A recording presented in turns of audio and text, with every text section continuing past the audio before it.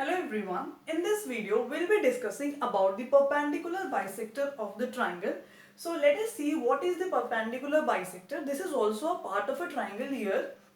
So we can say that this is a perpendicular line from the midpoint of the side. Midpoint of the side ये क्या होती है? Perpendicular line होती है. Basically एक perpendicular line होती है और वो लाइन कहाँ से ड्रॉ की जाती है? Mid point of the side से. सपोज मेरे पास एक ट्राइंगल है, इसका नेम रख देते हैं ABC.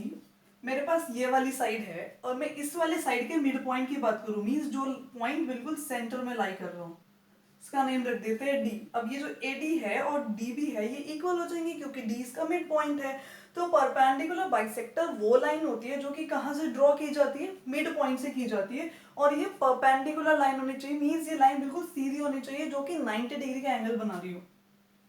तो ये लाइन क्या हो गई? एकदम परपेंडिकुलर लाइन हो गई. तो ये जो इसका नेम रख देते हैं हम DE. तो जो DE है वो मेरा परपेंडिकुलर बाइसेक्टर हो गया. अब इस तरीके से हम इस वाली लाइन का भी ड्रॉ कर सकते हैं. अब इस लाइन का मिड पॉइंट मान लेते हैं F. अब इस वाली लाइन के मिड पॉइंट से अगर मैं ड्रॉ करूं तो क्या होगा? बिल्कुल मिड पॉइंट से जानी चाहिए और ये लाइन सीधी भी होनी चाहिए. तो इस तरीके से हो जाएगी. अब इस तरीके से ये वाली लाइन भी है. अब इस वाली लाइन के अगर मैं G रख देते हैं इसका नाम. अगर इस वाले लाइन की मैं मिड पॉइंट की बात करूं तो यहाँ पे कहीं पे लाई करेगा. और इससे अगर मैं बिल्कुल एक परपेंडिकुलर लाइन ड्रॉ करूं जो कि 90 डिग्री का एंगल बना रही हो तो वो फिर इस तरीके से होके जाएगी. तो यहाँ पे टच हो जाएगी कहीं पे. तो ये क्या होगा? ये क्या हो गई? इस ट्राइंगल के तीन परपेंडिकुलर बाइसेक्टर्स हो गए. तो परपेंडिकुलर बाइसेक्टर जो है एक परपेंडिकुलर लाइन होती है जो कि mid point of the side से ड्रॉ की जाती है. तो इसी तरीके से एक ट्राइंगल के तीन परपेंडिकुलर बाइसेक्टर्स ड्रॉ किए जाते हैं, जिस तरीके से उसके क्या तीन मीडियंस और तीन ऑल्टीट्यूड ड्रॉ किए जाते हैं. बिकॉज इसकी तीन साइड से, तो तीन साइड से तीन परपेंडिकुलर बाइसेक्टर बन जाएंगे.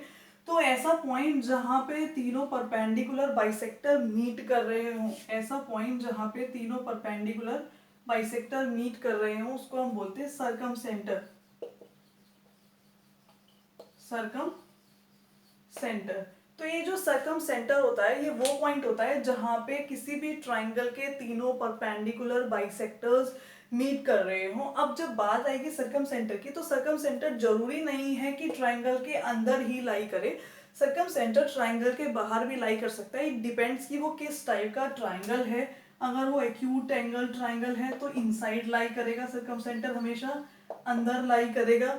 अगर वो ऑब्ट्यूज एंगल ट्राइंगल है तो हमेशा आउटसाइड लाई करेगा, हमेशा आउटसाइड लाई करेगा. और अगर वो राइट एंगल ट्राइंगल है, राइट वाला ट्राइंगल है, तो हमेशा वो कहां कर लाई करेगा? Lie on the hypotenuse. हमेशा हाइपोटेन्यूज के ऊपर लाई करेगा. हाइपोटेन्यूज वो साइड होती है जो कि 90 डिग्री एंगल के जस्ट ऑपोजिट वाली साइड होती है. तो ये थी बात सर्कम सेंटर की. सर्कम सेंटर इनसाइड भी लाई कर सकता है और आउटसाइड भी लाई कर सकता है. वो डिपेंड करेगा वो किस टाइप का ट्राइंगल है. और बात आती है परपेंडिकुलर बाइसेक्टर. वो लाइन होती है, वो परपेंडिकुलर लाइन होती है जो कि साइड के मिड पॉइंट से ड्रॉ की जाती है ट्राइंगल के अंदर. और ऐसा पॉइंट जहां पे तीनों परपेंडिकुलर बाइसेक्टर्स इंटरसेक्ट करते हो उस पॉइंट को हम बोलते हैं circum centre of the triangle. और जो हमेशा जो circum centre of the triangle होता है वो हमेशा वर्टेक्स से इक्वल डिस्टेंस पर होता है. Equal from the vertex, equal from the vertex. ये भी एक इंपॉर्टेंट बात है इसके अंदर. ये तीनों वर्टिसेस है ना, ये जब इसे हम वर्टिसेस से मेजर करेंगे इसकी डिस्टेंस, तो ये हमेशा इक्वल डिस्टेंस पे लाई करेगा. So this was all about the perpendicular bisector of the triangle. So thank you all.